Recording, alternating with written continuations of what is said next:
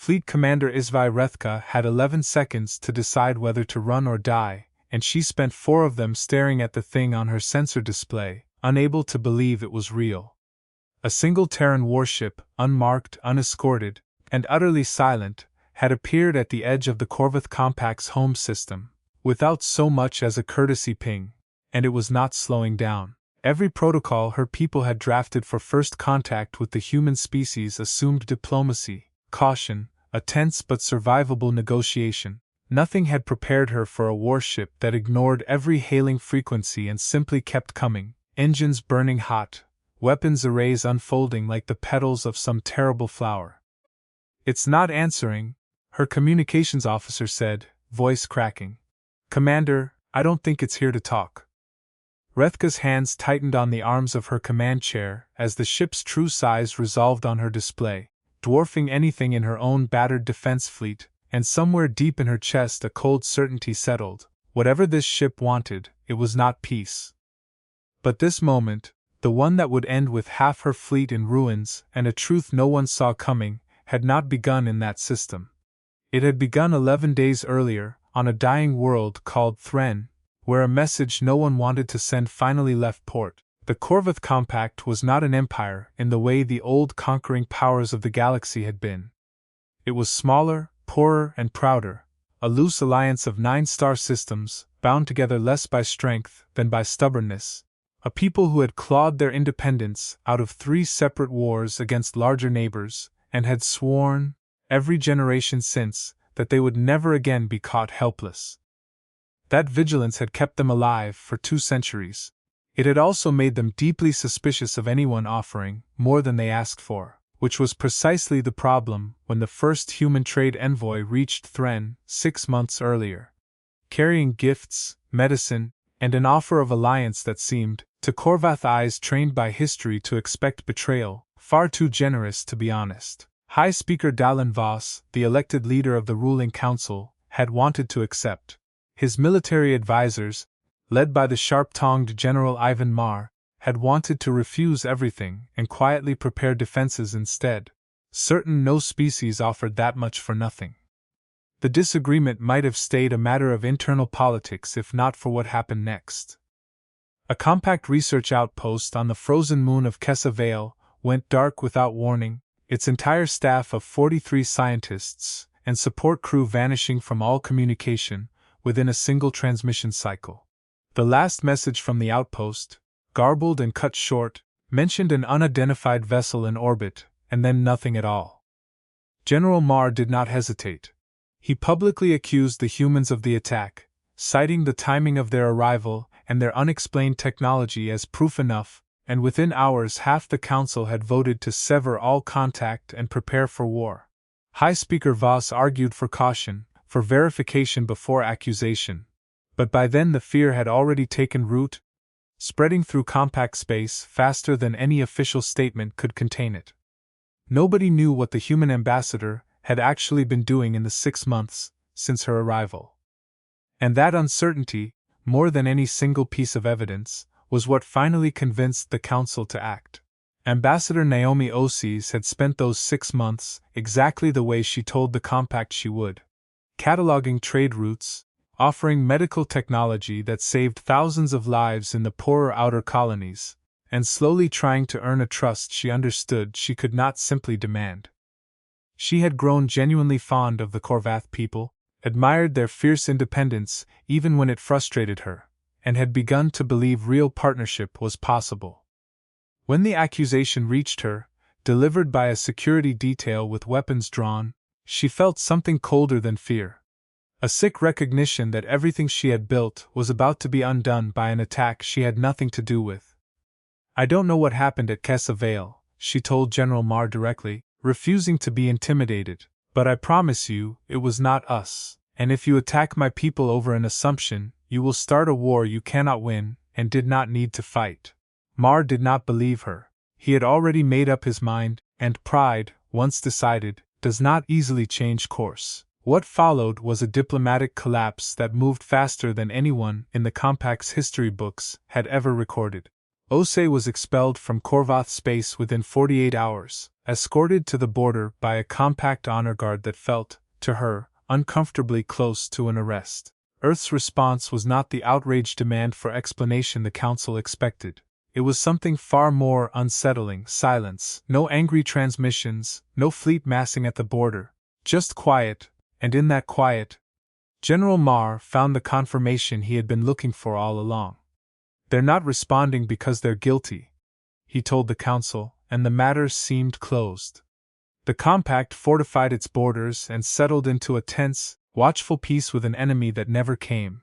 Then, on the 11th day after Osei's expulsion, sensors across the entire network lit up simultaneously with a single, unmistakable contact. One Terran warship, alone, entering the home system at battle speed, exactly as Fleet Commander Rethka would soon discover for herself. Rethka's fleet, 6 aging cruisers and a scattering of smaller escorts, scrambled into intercept formation with a speed born entirely of panic rather than training.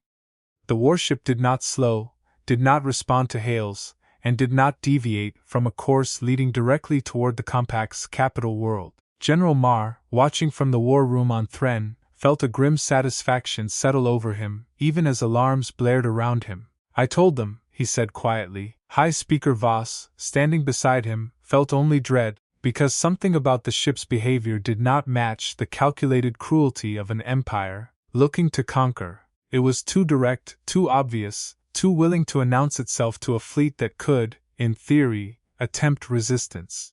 An empire planning conquest sent scouts first, gathered intelligence, struck from surprise. This ship had done none of that. That single detail nagged at Voss, even as Marr ordered Rethka's fleet to open fire the moment the warship crossed the defensive perimeter. The battle that followed lasted less than 6 minutes, and it was, by any measure, a massacre. Rethka's cruisers unleashed everything they had, and the warship's shields absorbed the barrage almost with contempt, energy dissipating across its hull in slow, deliberate ripples. It did not fire back with equal force. Instead, with unsettling precision, it targeted engines, weapons arrays, and shield generators across the fleet, disabling ship after ship without a single hull breach, without a single confirmed casualty, crippling the compact's entire defense force in a display of restraint that looked, to Rethka watching helplessly from her dying bridge, almost like mercy. "Why aren't they killing us?" her tactical officer whispered, and Rethka had no answer, because nothing in compact doctrine had a category for an enemy powerful enough to annihilate them, and choosing, instead, to simply make sure they could not fight back. The warship drifted to a stop above the capital, weapons still hot, engines idling with a patience that felt worse than aggression. Then, for the first time since entering the system, it opened a channel. The voice that came through was not Ambassador Osei's. It belonged to a man named Captain Julian Reyes, grandson of the ambassador who had negotiated humanity's first treaty with the Velkar Ascendancy decades before, and his tone carried none of the fury General Marr had braced for. It carried something closer to grief. "6 months ago we sent you a friend," Reyes said, his voice steady across every open compact frequency. "You accused her of a crime she did not commit, expelled her without evidence, and went silent when we asked you to explain why. We did not come here for war. We came to show you exactly how badly this could have gone if we had wanted one, because apparently that was the only language your council was willing to listen to. Now that I have your attention, I would like to introduce you to the actual perpetrators of the Kessa Vale attack, because we found them 3 days ago." A new file populated every screen in the war room, full sensor logs, ship signatures, and recovered black box data proving beyond any doubt that the attack had come not from Terran forces, but from a rogue faction of Velkar separatists attempting to frame humanity and sabotage the fragile new alliance before it could take root. General Marr stared at the data with the particular horror of a man watching his own certainty collapse in real time. He had built his entire case on an assumption he had never verified, and that assumption had cost the Compact 6 crippled warships and however many lives Rethka's crews had lost in the crossfire, casualties that existed now, purely because he had chosen suspicion over patience. High Speaker Voss, watching the same data, felt something almost like relief cut through the horror, because for the first time in 11 days the fog of accusation had finally cleared into something he could act on. "Captain Reyes," Voss said, taking the calm himself before Mar could speak, "on behalf of the Korvath Compact, I am asking for a chance to make this right. I understand if your people no longer trust us, but I would rather spend the next 10 years earning that trust back than spend the next 10 fighting a war neither of us wanted." Reyes was quiet for a long moment, long enough that Voss feared the offer had already come too late. Then the warship's weapons, still primed and locked across every disabled compact vessel, powered down all at once, a single decisive gesture that said more than any speech could have. "Ambassador Osi asked us not to retaliate," Reyes said finally. "Even after everything, she still believed your people were worth trusting again. I'm inclined to believe her, High Speaker, but that trust has to be rebuilt from your side now, not ours." The negotiations that followed were slower and harder than the 6-minute battle that preceded them. Built on small, careful proofs. Joint investigations into the Velkar separatist cell, medical aid quietly continued, and a formal apology from General Mar himself, delivered because Voss insisted accountability, publicly given, was the only foundation strong enough for a real alliance. Ambassador Osi returned to Thren 4 months later, not as a conqueror's envoy, but as something the Compact had never quite had before, an ally who had every reason to walk away, and chose, instead, to stay. Fleet Commander Rethka, reassigned after the disaster to a smaller advisory post, found herself years later training the first joint Terran-Korvath defense squadron, a program unthinkable in the tense months before the warship's arrival. She still remembered those 11 seconds staring at an unstoppable enemy, certain she was about to watch her fleet die for nothing. What she understood now was that the warship had never actually been the threat it appeared to be. It had been a warning, painful and precise, that some lessons could only be taught by a species patient enough to demonstrate exactly how much worse things could have gotten, and disciplined enough to stop the moment the lesson had landed.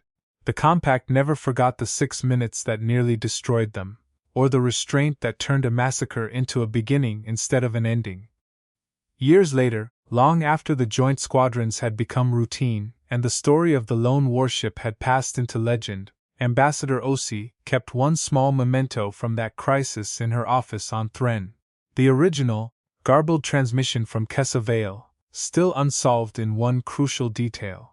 The Velkar separatists had confessed to the attack, but not one of them could explain how they had acquired weapons technology that predated even the Ascendancy's own classified research. Hardware Terran analysts, when they finally examined the wreckage, quietly admitted they did not fully recognize either.